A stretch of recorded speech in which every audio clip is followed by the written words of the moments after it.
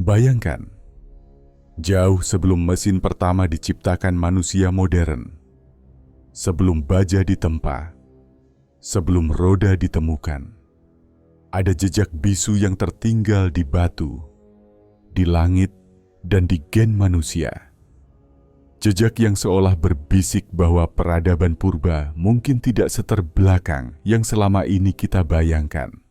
Seakan ada tangan-tangan agung yang pernah mengajarkan sesuatu, lalu menghilang tanpa jejak. Malam ini, kita akan menyusuri sebuah pertanyaan besar yang selama ribuan tahun membuat para peneliti, sejarawan hingga spiritualis terdiam. Benarkah teknologi canggih pernah ada di masa purba, lalu hilang begitu saja? Pertanyaan ini bukan sekadar teori atau fantasi. Ada petunjuk, halus tapi tak terbantahkan, yang tersebar di seluruh dunia. Kota kuno yang dibangun dengan presisi matematika yang mustahil untuk era mereka. Monumen yang sejajar dengan bintang, seakan pembuatnya menatap langit lebih akrab daripada kita menatap layar. Batu-batu raksasa yang dipotong seolah laser pernah menyentuhnya. Bahkan simbol-simbol yang mirip mesin atau perangkat astronomi tersembunyi dalam manuskrip kuno. Dan semakin kita menggali, semakin narasi resmi sejarah terasa tidak lengkap. Seakan ada bab yang hilang atau sengaja dihilangkan. Dalam video ini, kita tidak hanya membahas apa yang ditemukan. Kita akan menggali makna terdalam di baliknya. Mengapa jejak teknologi purba ini pernah muncul? Apa tujuan spiritual di balik pengetahuan tersebut? Dan mengapa kebijaksanaan itu menghilang dari tangan manusia? Kita akan menelusuri kota hilang yang menyimpan keajaiban matematika tak masuk akal. Mesin purba yang tak seharusnya ada. Petunjuk langit yang seolah mengarahkan manusia pada pengetahuan yang lebih tinggi, dan rahasia filosofis yang jarang dibahas, namun selaras dengan nilai-nilai ketauhidan, bahwa segala ilmu, setinggi apapun, pasti berpulang pada satu sumber agung. Sebelum kita masuk lebih dalam, saya ingin bertanya pada kalian, sampai kota mana video ini berhasil menjangkau? Tulis di kolom komentar. Biar kita tahu sejauh mana perjalanan pengetahuan ini menyebar. Dan jangan lupa subscribe, like, dan share video ini agar semakin banyak orang bisa ikut membuka lembaran sejarah yang terlupakan ini. Jika kalian siap membuka tabir yang telah terkubur ribuan tahun, mari kita mulai. Sejarah resmi sering menggambarkan manusia purba sebagai makhluk sederhana, bertahan hidup dengan alat batu, berjalan dari gua ke gua, dan memandang langit tanpa memahami apapun. Namun ketika kita menelusuri peninggalan fisik yang mereka tinggalkan, gambaran itu mulai retak. Seakan ada sesuatu yang jauh lebih besar terjadi di masa lalu. Sesuatu yang tidak sepenuhnya tercatat atau tidak ingin dicatat. Mari kita mulai dengan Mesir kuno. Piramida Giza yang selalu dipuji sebagai prestasi arsitektur menyimpan fakta yang jauh lebih misterius. Presisi sudutnya mendekati kesempurnaan matematis. Orientasinya menghadap tepat ke arah bintang-bintang tertentu.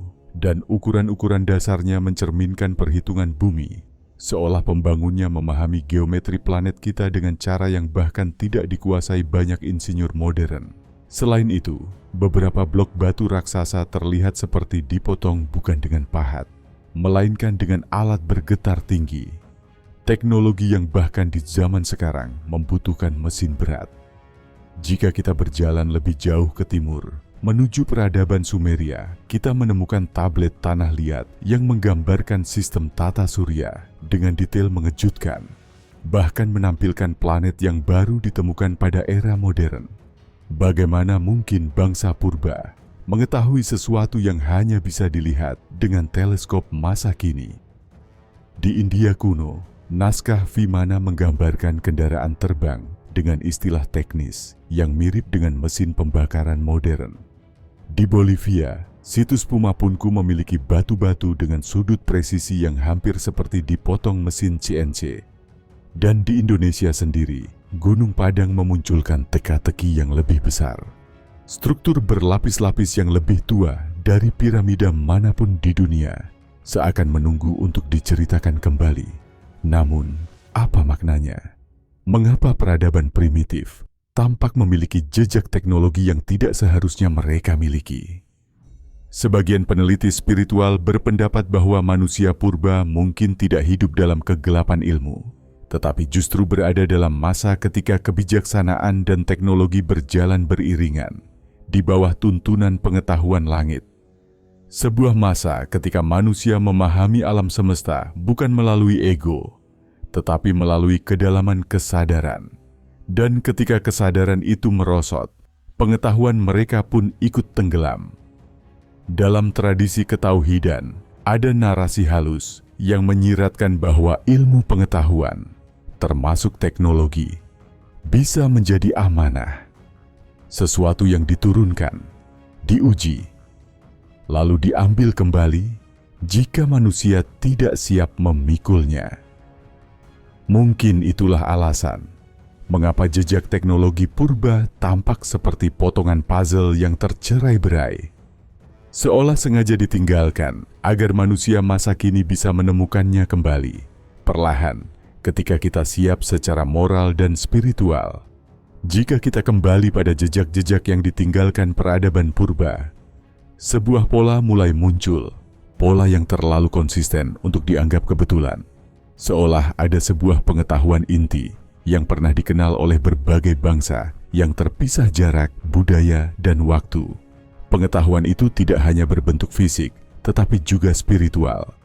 Inilah fondasi yang membuat teknologi purba tampak begitu berbeda dari teknologi modern.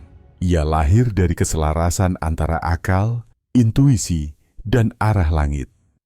Mari kita mulai dari sesuatu yang sederhana, batu. Bagi kita, batu hanyalah benda mati. Namun bagi bangsa purba, batu adalah rekaman energi, media penyimpanan yang mampu menyimpan informasi, resonansi, bahkan getaran spiritual. Piramida, candi, megalit, dan monolit bukan sekadar bangunan. Mereka adalah mesin yang bekerja dengan prinsip resonansi bumi. Di Gunung Padang, lapisan-lapisan batu andesit tersusun seperti sirkuit. Di Machu Picchu, batu dipotong seolah mengikuti bentuk energi alam yang tak kasat mata. Di Giza, ruang-ruang dalam piramida membentuk pola akustik yang sangat presisi. Banyak ahli akustik modern yang kaget.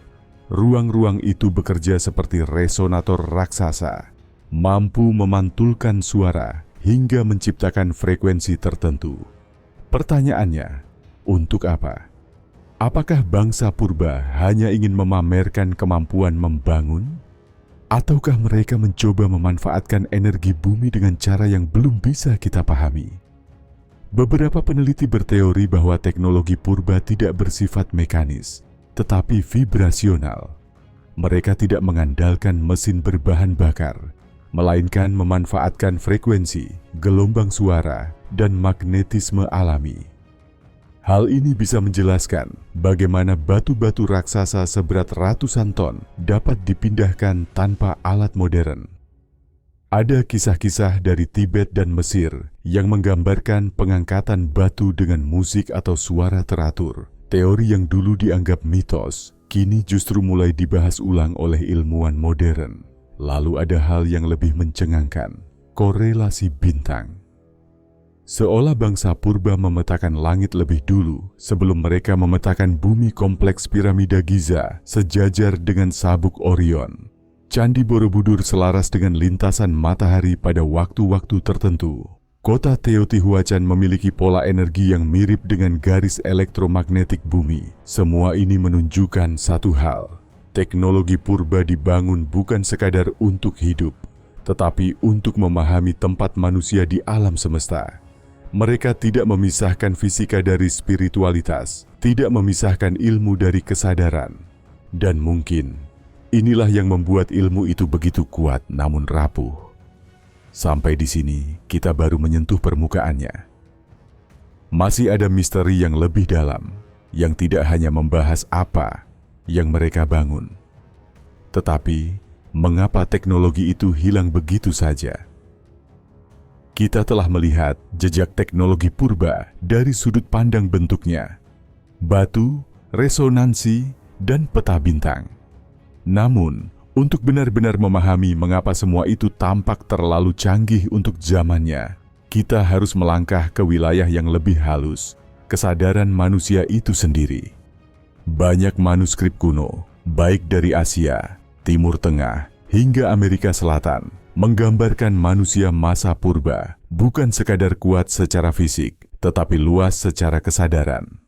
Mereka berbicara tentang kemampuan manusia untuk memahami ritme alam, mendengarkan bisikan semesta, dan membaca struktur halus di balik dunia fisik.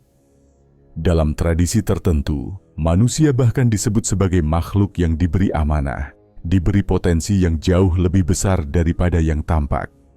Jika benar demikian, maka teknologi purba bukanlah mesin, melainkan perpanjangan dari kesadaran manusia. Bukan perangkat yang berdiri terpisah dari penciptanya, tetapi alat yang lahir dari harmoni antara akal dan hati. Bukan teknologi yang merusak alam, tetapi memanfaatkan alurnya. Ada sebuah teori spiritual kuno yang jarang dibahas. Manusia pernah hidup pada masa ketika suara hati lebih keras daripada bisikan ego.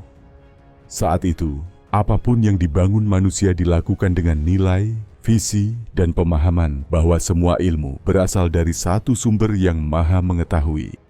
Ketika nilai itu dijaga, teknologi menjadi cahaya. Ketika nilai itu hilang, teknologi berubah menjadi bahaya. Dan pada titik itu, ia ditarik kembali dari tangan manusia. Inilah mengapa banyak peradaban maju hilang, seolah ditelan bumi Atlantis, Lemuria, peradaban misterius di Nusantara. Semua hilang dengan pola yang sama. Kejayaan mendadak, kehancuran mendadak, dan meninggalkan sedikit petunjuk seolah berkata, ilmu ini pernah kami jaga. Sekarang giliran kalian menemukannya kembali. Ada pula misteri yang jarang disinggung. Teknologi purba yang tidak mungkin tersimpan sampai sekarang. Jika mereka menggunakan energi resonansi, cahaya, atau gelombang, alat-alat itu mungkin tidak meninggalkan sisa fisik. Sama seperti ponsel yang hancur habis dalam 1000 tahun, jejak teknologi halus bisa hilang total dalam 10.000 tahun. Tapi jejak fungsinya tetap tertinggal di batu-batu yang kita lihat hari ini. Dan mungkin, justru karena teknologi itu terlalu menyatu dengan energi bumi, ia hilang bersama dengan perubahan besar alam, banjir besar, pergeseran kutub, atau perubahan medan magnet. Namun sesuatu yang lebih penting tetap bertahan, pengetahuan tersirat, simbol-simbol, pola bintang, proporsi geometri. Semua itu seperti pesan dari masa lalu. Jika kamu memahami ini, kamu akan memahami semuanya. Pertanyaan terbesarnya adalah, apakah kita, manusia modern, siap untuk menemukan kembali teknologi tersebut dengan hati yang lebih dewasa dan kesadaran yang lebih jernih? Setelah memahami bahwa teknologi purba bukan hanya soal mesin, tetapi tentang kesadaran yang selaras dengan alam dan Sang Pencipta. Kini, kita masuk ke bagian yang paling penting. Bagaimana pengetahuan ini bisa digunakan dalam hidup kita hari ini? Karena pada akhirnya, semua misteri, setinggi apapun, tidak berarti apa-apa jika tidak mengubah diri kita menjadi lebih bijak, lebih jernih, dan lebih terarah. Berikut adalah beberapa cara menerapkan teknologi kesadaran purba dalam kehidupan sehari-hari. 1. Melatih keselarasan frekuensi diri bangsa purba bekerja dengan resonansi. Kita pun dapat memulainya dengan sederhana. Duduk dalam diam 5-10 menit setiap hari. Fokus pada napas, rasakan ritme alami tubuh. Biarkan pikiran melambat dan tubuh mengikuti satu frekuensi yang tenang. Latihan ini melatih kepekaan, intuisi, dan kejernihan dalam mengambil keputusan. 2. Menguatkan energi syukur. Teknologi purba lahir dari hati yang lapang, bukan ego. Setiap pagi, sebutkan 3 hal yang kamu syukuri. Ada kekuatan besar dalam rasa syukur. Ia menata ulang kesadaran, menenangkan jiwa, dan membuka jalan rezeki dan inspirasi yang tidak terduga. 3. Mengamati pola alam. Seperti leluhur kita yang membaca bintang, angin dan arah, kita pun bisa memulai dari hal kecil. Perhatikan ritme harian tubuh. Dengarkan intuisi saat harus memilih sesuatu. Rasakan bagaimana keadaan hati memengaruhi energi sekitar. Ini bukan mistik berlebihan. Ini latihan untuk menyambungkan diri pada sistem besar semesta 4. Membersihkan niat sebelum bekerja. Teknologi purba runtuh karena niat manusia yang berubah. Setiap kali memulai sesuatu, ucapkan dalam hati, luruskan niatku dan bimbing langkahku. Niat bersih adalah pondasi seluruh ilmu. Kita telah menelusuri jejak-jejak teknologi purba yang tersebar di penjuru dunia. Dari batu-batu raksasa yang mustahil dibangun tanpa pengetahuan tingkat tinggi, hingga pola bintang yang menunjukkan bahwa manusia masa lalu memahami langit lebih dalam daripada yang kita bayangkan. Kita juga melihat bagaimana peradaban kuno tidak hanya membangun dengan tangan mereka, tetapi juga dengan kesadaran mereka. Kesadaran yang selaras dengan alam, waktu, dan Sang Pencipta. Kini kita sampai pada pertanyaan terbesar yang masih menggantung di antara bayang-bayang sejarah. Jika teknologi purba benar-benar pernah ada, mengapa ia hilang? Mungkin jawabannya bukan karena bencana semata, bukan karena alam menghancurkannya, tetapi karena manusia pada masanya berubah. Kesadaran mereka menurun, nilai-nilai mereka goyah, dan teknologi yang seharusnya menjadi amanah berubah menjadi potensi ancaman. Ketika keselarasan hilang, cahaya itu pun ditarik kembali, namun jejaknya tetap tertinggal di batu, di artefak, di simbol, dan bahkan di dalam diri kita. Seakan para penjaga waktu berpesan, teknologi ini bukan milik masa lalu. Ia menunggu untuk ditemukan kembali oleh manusia yang hatinya siap. Perjalanan ini mengingatkan kita bahwa masa depan bukanlah sekadar tentang kemajuan material, tetapi tentang bagaimana kita menata kualitas batin. Ilmu tanpa kebijaksanaan hanya akan menjadi pisau bermata dua. Tetapi ilmu yang lahir dari hati yang jernih, itulah teknologi tertinggi yang pernah dikenal manusia. Sebelum video ini berakhir, saya ingin mengajak kalian merenung. Jika leluhur kita mampu membangun keajaiban dengan kesadaran mereka, apa yang sebenarnya bisa kita capai ketika kita kembali membersihkan hati dan menata niat? Pertanyaan itu saya serahkan kepada kalian. Tulis di kolom komentar dari kota mana kalian menonton dan apa pandangan kalian tentang teknologi purba ini. Jika video ini memberi wawasan baru atau membuat kalian melihat sejarah dari sisi yang berbeda, jangan lupa like, share, dan subscribe agar semakin banyak orang bisa ikut membuka tabir misteri yang telah lama tertutup. Terima kasih telah mengikuti perjalanan ini sampai akhir. Sampai kita bertemu lagi di episode berikutnya, di mana rahasia kuno lainnya akan kita buka pelan-pelan, satu lapisan demi satu lapisan.